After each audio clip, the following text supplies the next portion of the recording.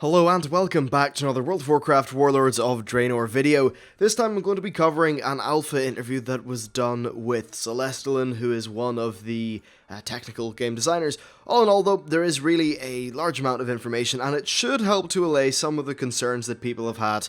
So yeah, well, let's just jump right into it. So first of all, they talked a little bit about the alpha itself. Basically, the patch notes are not complete, and there are actually another 5,000 words of changes that are going to be added soon.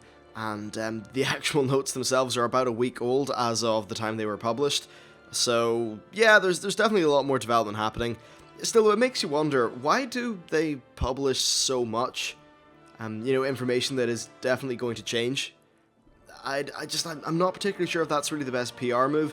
That said, they were very keen to have a giant announcement happen as soon as the Elder Scrolls Online picked up, and I know that as a World of Warcraft player who perhaps would have dabbled in that game over the weekend, I'm now busy doing coverage for it, and maybe other people are being pulled into that, or perhaps going over to the 50% Diablo weekend.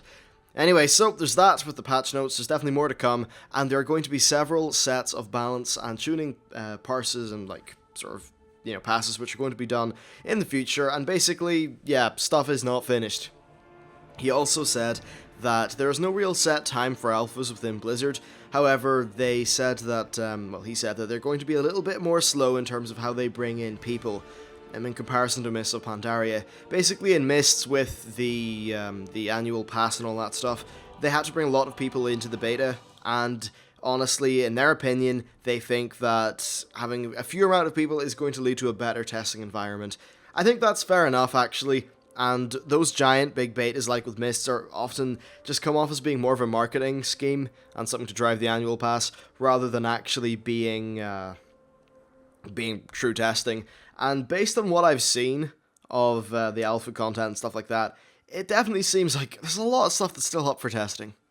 Next, then, they said that people shouldn't really think that what the patch notes sort of says is representative of where they are in terms of content.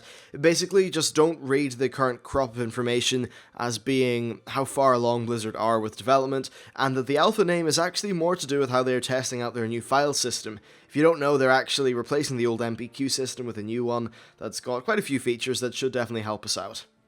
Alright, so another thing that he said is, well, a lot about perks. So first of all, they said that the general point of Draenor perks is so that they will be a cool thing and you'll feel like you get something exciting when you level up, but it doesn't have to be a choice, because sometimes choices can be a bad thing, so Draenor perks are just a little perk to make that ding feel a little bit better, and it's just a cool reward that will give you a noticeable difference. And when you actually look at the perks, you can check out my video on it on the channel, but they do have rather significant bonuses to them. You should definitely feel them as you level up. Now, they are actually learned randomly, which gives people who are leveling up a different experience every time. There's basically no wrong choice or anything that could create bad gameplay, so it's just creating a system that is emphasizing the fun of dinging, and it's about making you feel stronger with each level. I think that's a pretty cool way of doing it. And then, of course, with some glyphs being unlocked as you level up, from 0 to 100, I think it also has that effect as well, though I guess it does add a bit more choice. Anyway, so then, yes, they also said that they're going to be re-examining how specs get abilities, especially at lower levels. Basically, this should make some classes play a lot better at lower levels, and then also many of the scaling changes with just the underlying maths of the game are going to help low-level gameplay as well. I think this is a very important point, and actually, I remember just leveling up a monk just a few weeks ago, actually, and the monk felt great. It got abilities at a time that made sense, and it always felt like it was building upon a base rotation. I really enjoyed that. But then I started leveling up a shaman, and everything just felt kind of out of place and weird. So yeah, I think if they can make things as smooth as they are with the monk, it would definitely be a good thing. There's really a nice sense of character progression there. Alright, so next, for the topic of raids, he said that several raid cooldowns are going to be removed from the tanks and DPS, and an example of one of those is Devotion Aura. And then the next set of the patch notes will actually include a section on stackable raid utility, which is going to cover survival cooldowns during the raids. Once again, totally makes sense, and I think that their reasoning behind this is actually kind of good. Basically, in general, they want healers to be responsible for the vast majority of healing-related raid activity, and while it is good when other specs can help out sometimes, they do feel like it infringed a little bit too much. hence the lowering of raid-wide cooldowns from tanks. And they wanted to balance raid utility at just a lower level than it is now, but still keep it in there because there is, of course, worthwhile gameplay in terms of people communicating when to do cooldowns and that kind of thing. So the actual changes are that the Windwalker's Stance of the Fierce Tiger, 10% movement increase, will become a 10-yard radius aura for all melee to move faster. That's kind of cool, actually. You can kind of hug up around your monk and then run fast. Then for mages, Amplify Magic will be a raid cooldown, which will increase all healing received by the raid by 20% for a short duration. Then for Ret Paladins, they're going to lose Devotion Aura, but they're still going to keep all of their hands apart from Salvation. And then also Smoke Bombs damage mitigation is being reduced, Gateways being nerfed, and then Health Stones are basically just being made a replacement for Health Potions. That's definitely a nice economical change though. Also, they decided to keep repotting in, and also the Health Stones and Health Potions will not put other kinds of potion on a cooldown. They're definitely interesting changes. I think they're just trying to make healing feel better. A lot of the healing changes that I'm going to talk about in a minute are based on just making it be a little bit more intelligent in terms of what players have to do, and making it less spammy and less kind of reaction time based. And I think that perhaps doing things like this is kind of, coincides with that sort of method of doing things. Okay, so next we have the topic of tanking. So first of all, they didn't like how Vengeance changed tank behavior in many cases, and then also it had the problem of making tank damage varying massively from fight to fight. But they did enjoy the defensive aspects of Vengeance though, so what they've done is they've renamed it to Resolve, and they've changed it so it will only affect your active mitigation for your class. And active mitigation is something that they've really been basically just loving for the last really good few months, so that's going to be emphasized quite a bit in Warlords, I'd imagine. Then, of course, tank damage is actually being increased a little bit anyway, so they will do decent damage, but they'll still be below DPS, so that need to, kind of have odd behavior in order to stack up your Vengeance won't really be, required anymore, because you'll do decent enough DPS. Then also, healing meters will pick up on tanks' active mitigation, which could be a little bit weird, so DKs might actually rank very well, whereas warriors will not rank at all. Blizzard are not concerned about this though, because it's add-on based, and they don't want add-ons and that kind of culture to dictate how they make gameplay decisions, which I think is fair enough. Okay, so the next topic is profession changes. Basically, they are considering removing combat-related profession bonuses.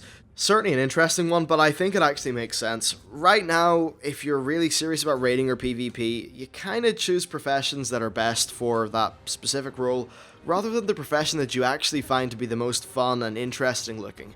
So this is just it's taking professions out of combat and making them their own sort of, completely separate thing, which is something that you choose basically just wholly based on what you feel about that profession. Do you think leatherworking is fun? Do you think engineering is fun? Well then take them. It doesn't matter, about any specific bonuses. Now, as for bonuses though, a lot of people are probably going to say, oh, what about rocket boots or invisibility belts? Well, they're actually going to be BOE now, so engineers will be able to sell them to other players. I think that's certainly interesting. It's a unique perk of engineering gone, but they are also now able to be the sole people who can sell that in the auction house. I'd imagine that being quite a profitable market for raiders. Definitely a very good thing. Now, there is actually going to be an upcoming blog that explains all of these changes, but basically they just want to allow people to choose the profession that they prefer, not the one that gives them the best numbers. Alright, so next we have some talk about combo points, poisons, and agility. This is very interesting coming from someone who has only recently started playing a Feral Druid. So essentially they're going to make combo points appear on the player and not their target. They think that this will make more dynamic combat with less punishment placed on target swapping. Though Ferals and Rogues shouldn't expect massive changes, just a little bit of tweaking. Personally, I'm very happy. Actually, I think that the combo point system is very clunky at the minute. I enjoy how it generates. I enjoy the gameplay in single target, but when you're changing around targets, it's just messy, it's annoying, and I don't think that it's particularly well designed. And it seems like they agree with that as well, so I'm definitely very pleased to see that happen. And it just should make the Feral Druids and the Rogues just feel a little bit better to play. Definitely a nice thing. In my opinion, anyway.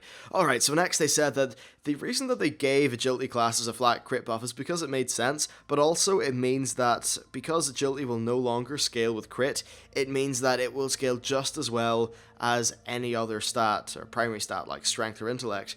Basically, there used to be a problem where people who were intellect classes would choose some gems for their primary stats, some for their secondaries. People who had agility would actually basically just solely gem agility in many cases, and then warriors and people who were using strength would basically primarily gem for their secondary stats. Definitely interesting how that all panned out, but it should be a lot more balanced now, and they do want to make secondary stats just more, I don't know, palatable, I guess, and good for everyone. I think that makes sense. And then finally, he said that more poisons are on the way for rogues, which is certainly a good thing. Alright, so then healing changes. Probably one of the more controversial things, but basically, let's just get into the points that Celestalon made. So first of all, he said that low throughput low throughput, low mana heals have been removed because they were essentially just something that people geared out of using. Therefore, they were just replaced by something else. There wasn't really much depth there, so they decided just to get rid of them. I think that makes sense, just providing that the remaining healing spells are well balanced in terms of mana costs. Then they also said that he knows that this has kind of lowered the toolbox for some certain healers. I think one of the examples that was actually said in the interview was healing shamans in PvP. So don't worry, they're monitoring it, and they'll make sure that nothing completely dumb happens with the class. Then he also said that they want mana to matter, but they don't want things to translate to early Cataclysm. And to combat that, they've messed up base mana regeneration a little bit. It's actually going to feel more like the Throne of Thunder sort of gear level, rather than, say, patch 5.0.